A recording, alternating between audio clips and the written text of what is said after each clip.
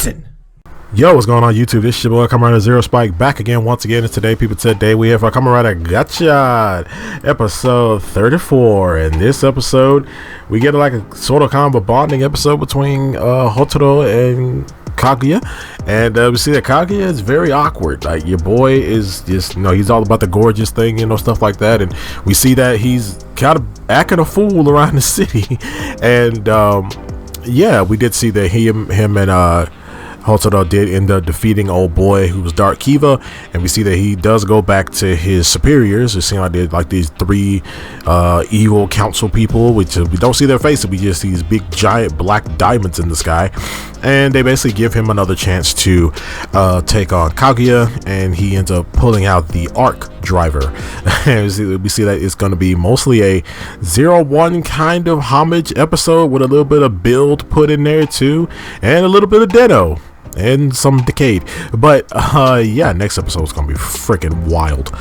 Oh my god, it's gonna be like all Geos, like, come on, dude. but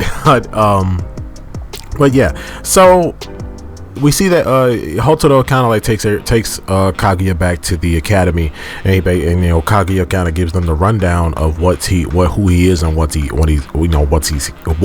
he's here for. Got the words out. So and he dresses up the girls and Sabimaru into like some gorgeous outfits and stuff like that, and then they ended up leaving in the episode because they got other stuff to go, they got other stuff to do, like school stuff, part-time job stuff, and it seems like majority of this episode is just gonna be Hotaro and Kaguya, which makes sense right now since we're like at a small detour anniversary kind of arc thing going on, and it seems like next episode might be the last of this arc. We did see that the Abyssal King is actually getting up to go do something. We see that the Abyssal sisters went up to him and they gave him the rundown of what's going on, and he just gets up and he's like, all right, and he just gets up and leaves, and we didn't see him for the rest of the episode. So I don't know what Big King is out here getting ready to do, but it seems like old boy got some scheming. I guess he just walked off, I guess. So we see that Kaguya is basically going around the city, just acting a fool, and we see that Kajiki and Hotaro, they're basically at school. He said he had to do some extra lessons and stuff like that, and for some reason Kaguya is there. He tries to be a teacher and all this other crap, and then he tries to they get him out of the school, and then he tries to hitch in front of the press, like like even Katsuragi's like, I had enough of this guy. You handle this guy. He's like, why is it my Hotaro was like, why is it my fault? Like, he's walking around doing whatever he wants. So he even builds up a fan club in that short amount of time he's been in this world. He kind of like built like a fan club of people that really like him and whatever, and yeah, he just going around the city acting a fool. We see that like he basically says like his world's kind of not like this. Like, what's your world like, yo? Like, he sees things, he's like super enthusiastic about stuff, and I'm just like, what's Kaguya's world like then? And we do get the he tries to he fights with Hotaro, like they fight together, and fight some 100 members together, and we see that he gives Hotaro like a new form where it's like it's Agito, Faiz, and the Fire Gotchard all put together, and it just didn't fit. I'm sorry, it was ugly. Like, the Agito Faiz form was already kind of mid, but then you put it on top of my second favorite form of Gotchard, and you just kind of like combine all the powers of it. It was, he handled business in it. It just didn't look good. It just didn't fit. The gold and the blue and the red, it just, I don't know, it wasn't matching. I'm sorry. The big phone on your side of your shoulder, nah, dog. It wasn't booming. It wasn't it. But yeah, and then we see that in the middle of the fight, Kaguya he took Steamliner and Hopper 1 and basically like used them in a final attack, and then Hotaro kind of got mad about that. He's like, hey, don't use my because Hotaro loves Kimmy's, and we kind of been off that for a while, like the whole like him just loving Kimmy super much. But yeah, this episode kind of reminded us of that. But he gets mad at Kaguya. He's like, hey man, don't use my friends as tools. Kimmy's ain't tools. I'm gonna do that, dog. And then Kaguya is like, oh well, alright, cool, well fine, whatever. Like, you see, like Kaguya kind of got mad at that, and then Hototo was like, I'm sorry. He's like, why am I? I'm the one that should be mad though. And we see that Kaguya did have like a he did. I mean, not Kamen. Hototo had a conversation with Butler, and Butler kind of gave him the rundown of like, you know, he doesn't know how to conduct himself in like regular human type, you know, conversations and stuff.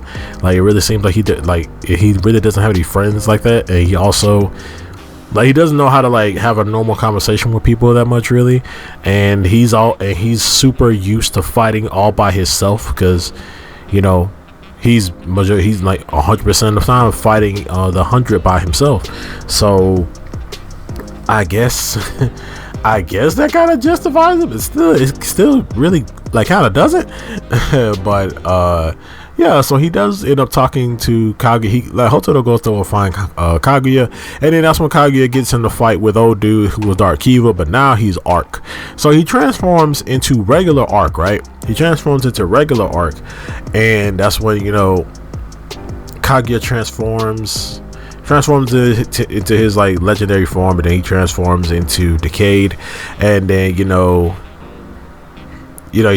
transforms into Decayed, and then he tries to fight him and stuff, and then old boy's like, yeah, now I can really fight you. He's like, Kaguya's like, what? And he transforms into he transforms into 01 Arc.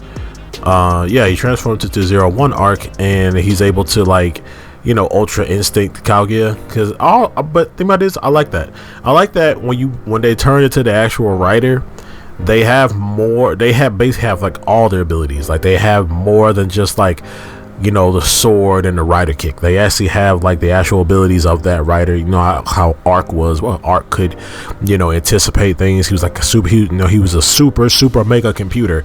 So yeah, so he's still fighting him, and then, you know, that's when Hototo comes in, and Hototo helps him.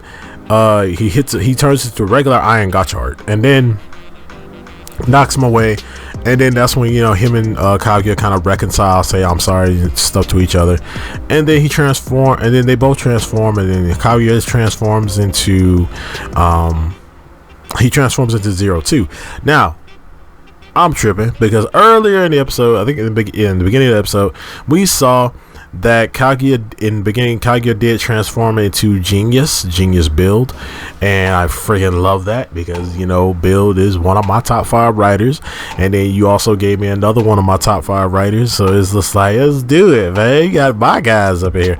But yeah, Kaguya also did take a page out of Decade's book, where, you know, he would summon a writer, and him and that writer would do their rider kick together. And he did summon Deno, but he summoned Deno in his ultimate form, and he was also in Decade's full form. He was also in Decade's ultimate form, which was cool. And then, you know, but then, you know, him and Hototo, they transform.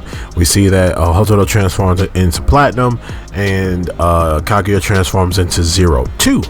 And the old boy is like, how can you anticipate? How are you faster? How can you still hit me even though I can see your moves coming? It's like, I'm 02. I'm more advanced than you. I'm like, yes, because that's how it was. 02 was more powerful than Arc 01. So yeah, he transforms into 02, goes in, and they end up defeating him. And after they defeat him, the old boy kind of goes back to them. You know, he's beat up and whatever, and they end up snapping him out of existence, essentially. And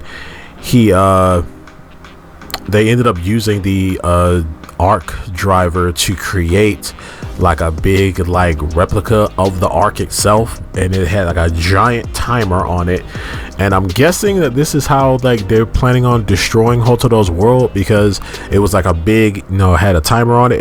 It set like 24 hours, so I guess they got a day to save the world.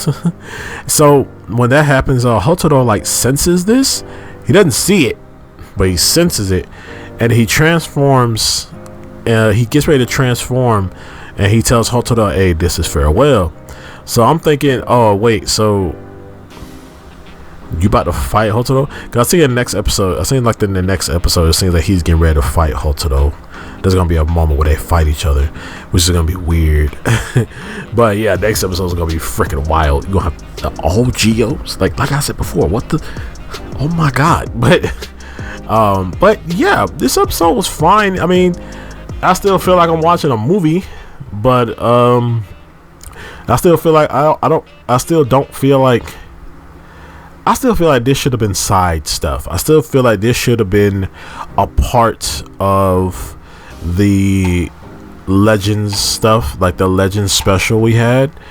I still feel like this should have been these episodes should have been that this 3-episode arc should have been added to that, instead of just like completely sidelining main villain content, because the Abyssal Sisters aren't doing anything. And the Abyssal King is just like, most likely everything after Kaguya is going to be all about the Abyssal King and all about that stuff. But it's like, all this could have been side stuff. This could have been a side special, anything. But you completely like sidelined our characters for this anniversary type of hodgepodge of writers and stuff. And I'm like, okay, the fan in me is like, hell yeah, all this is dope.